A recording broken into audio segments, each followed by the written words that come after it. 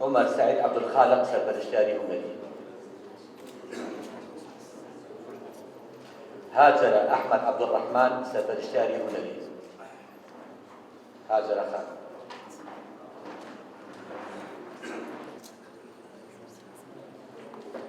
حسن محمود رسول سرپرشتیاری هنری،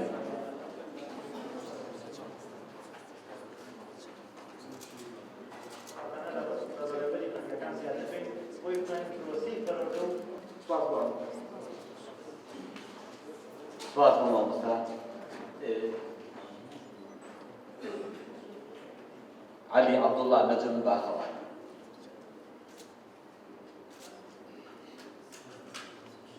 جەباری نمونەی، جەباری نمونەی،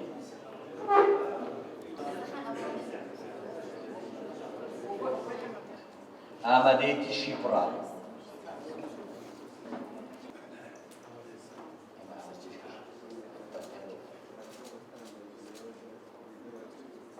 ئامادەی خانزادی کچان، ئامادەی تاقانی کچان،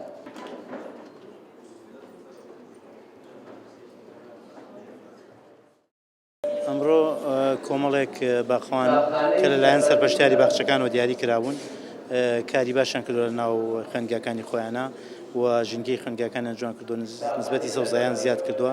لەبەر ئەوە ئەمڕۆ ئێمە ڕێزلێنانێکمان بۆ خوێندگایانە دیاری کرد، بەڵام لەلایەن باخەوانی خوێندگاکانەوە ئەو ڕێزلێنانەوە بگرێت چونکە جوود و ماندووبوونی باخەوانەکان بۆ زیاد. ئێمە زیاتر هەوڵێوێ بتوانین لەگەڵ ئەوە پرۆسی خوێندن بەرەو پێشەوە چێ بتوان ژینگەی خوێندگاکانیشمان پاکوخاوێن بێ، چ لە ڕووی سەوزاییەوە، چ لە ڕووی پاکوخاوێنیە، چ لە ڕووی دامینکردنی بواری تەندروستی زیاتر لە ناو خوێندگاکانە.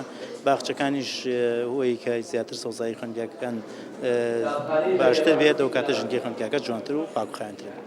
ئەم ساڵ جیاواز لە ساڵانی پێشوو بانکێشتی باخەوانەکان کرا.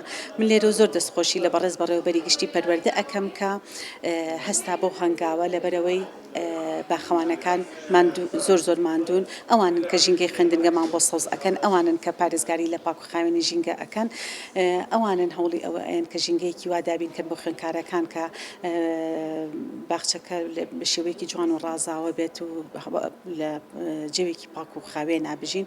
بۆیە ئێمە لێرەوە دەستخۆشیان لێ ئەەکەین، سوپاسیان ئەەکەین، هیوادارین هەموو خوێندنگەیەک گرنگی با بە سەوزایی نەکرد، خوێندنگە هەمومان گرنگی بین ژینگە پاراستن ئەرکی سەرشانی هەمومانە، تەنها ئەرکی سەرشانی باخەوانەکان نییە، بەڵکو پارێزگاریکردنی ژینگە و سەوزکردنی ژینگە ئەرکی سەرشانی هەمومانە. هیوادارین هەمومان بەیەک دەست بتوانین کوردستانێکی سەوز کوردستان سەوزتر بکەین، بتوانین ژینگەیەکی تەندروست بەرهەم بێنین بۆ نەوەکانی دوا ڕۆژمان.